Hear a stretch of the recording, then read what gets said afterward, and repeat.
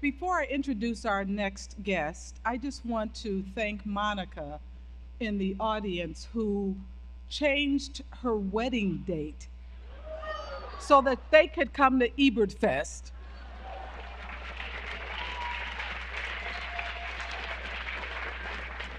And you know, year after year, I say the other thing about this festival, there are a lot of things different about this festival from other festivals. But one thing is, Roger and I sincerely believe in amour. And it does not mean that you are necessarily going to find love while you're at the festival. Let me just tell you, it has happened. And there are several people, couples here, more than a few, who met here at the festival. Some knew each other before they came to the festival, got engaged either at the festival. David Poland conceived his son at Ebertfest. And I'm not kidding. This is the place that opens your heart and helps you find love. And don't we all believe in love? So thank you, Monica, and congratulations.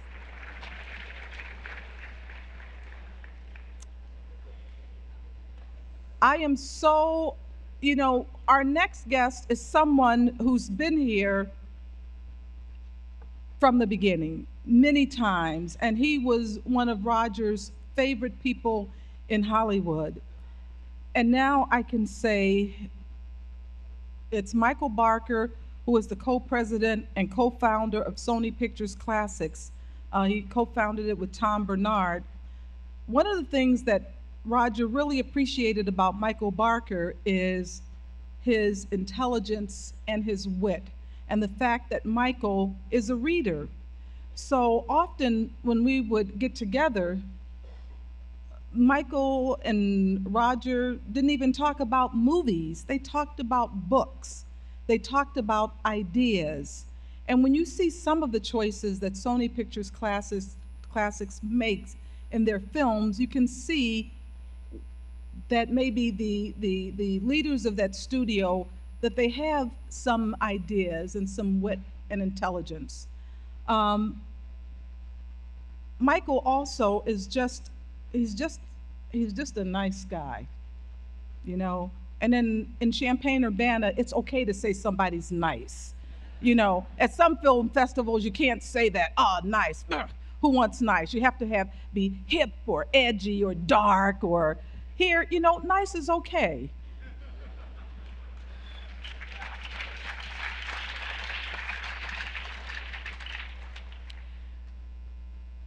But he's also in business, and let me tell you, his record. They celebrated, Sony Pictures Classics celebrated their 20th anniversary in 2012, and they've distributed, well, I've already said this, so I'm not going to read that part, but what I'm going to tell you, this is their record as a studio. They were nominated for 140 Oscars, and they've won 32. The most recent being for Cate Blanchett in Blue Jasmine. So now you can applaud.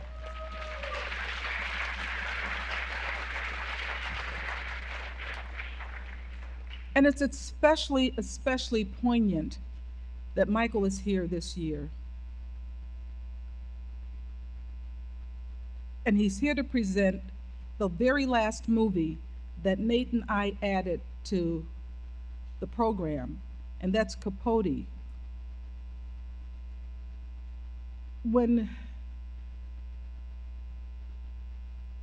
Steve James was doing Life Itself, at the beginning, before we knew that Roger would pass away so soon after he started shooting, they actually did have a plan to have some partial reenactment in the movie. It was just something they talked about, and so we were really kicking around names. So this was really a real thing. It wasn't just a fantasy wish list. And we were saying, if we do have some reenactments, Roger, who would you like to portray you?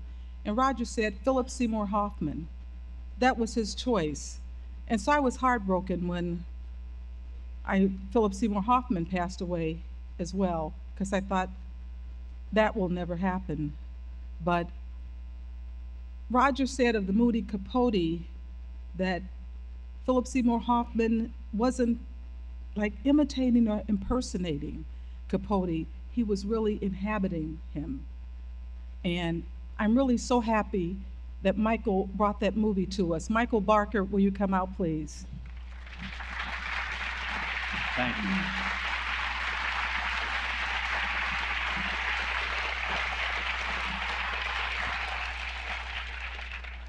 I hope I live up to that introduction.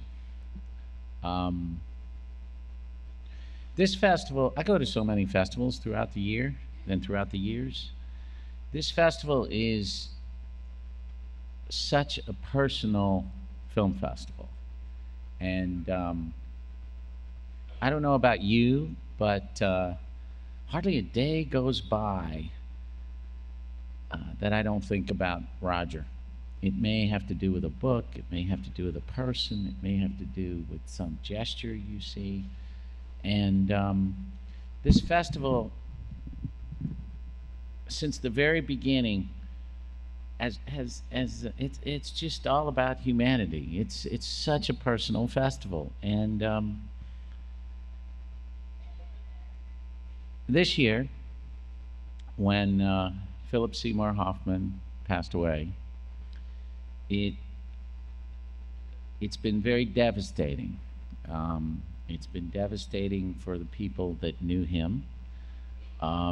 It's been devastating for all of you as well, who had seen his movies, because he was such a personal actor. And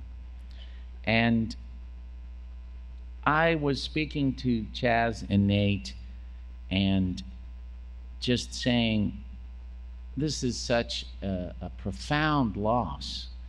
It's very hard to deal with.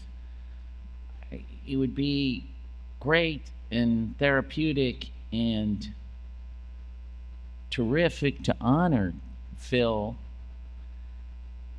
if maybe we could show Capote and Bennett and I could speak on the stage. And Chaz immediately said, done.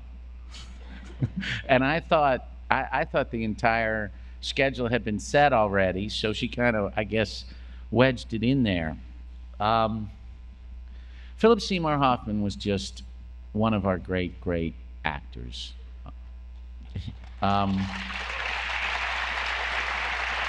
In A.O. Scott's obituary, he basically said, we may have lost our best one. And if you think over the roles that he's played, and he played so many, he achieved depths very few actors achieved on the screen and on stage. I can tell you in my lifetime, it was the greatest Willy Loman I ever saw on the stage. If any of you saw it, it was just mind-boggling, and he was playing a character almost 20 years older than him. When Capote was made, we had already made a few movies with him, and he used to kid us about it because they were movies about the most horrible people, you know. And he said, I can't believe you're saying you're in the Phil Hoffman business. And I said, yeah, I guess we are. But Capote made him a star. He became a star. And I won't say overnight, because he was even surprised he had made something like 36 movies before Capote. But Capote was the first movie, even though we'd seen him in all those great roles, you know, small and large roles, it was the first movie he was ever nominated for anything.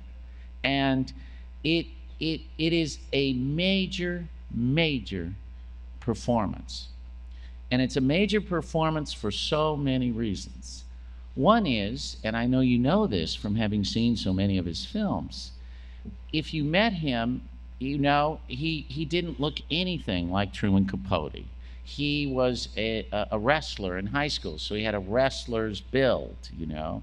He, let's just say he didn't dress in any sort of sophisticated way. Um, and his voice was very kind of low and kind of gravelly, you know. And he transformed himself into a character that you would think would be so distant from who he is. I saw the film recently, and I had seen it so many times when we released the film. We toured the world with it and everything, with Phil and with Bennett. And I saw it recently, and I realized the key to the performance. And so when you watch the movie, look deep into his eyes when he's speaking. And no matter how sophisticated Truman Capote was, no matter how brilliant he was, and how on top of the world he was, the way Phil plays that part, when you look deep in his eyes, you will notice the eyes of a man who was an abandoned child and never got over it. And I must have seen it 20, 25 times, but when I saw it recently, I was floored by that, because that's part of the mystery of great acting. Sometimes they don't tell you what the key is, and look for that in this performance. He won every award he was nominated for this performance around the world. I think he grew tired of winning so many awards, but that was okay. He was so into the work. It's great that Bennett will join us afterwards, because this movie started as a film because Bennett as director, Dan Futterman as writer, and Phil were childhood friends, and they put this film together. And the other thing to remark on this film, it's a low-budget film. It is truly one of the great first narrative feature debuts of a director.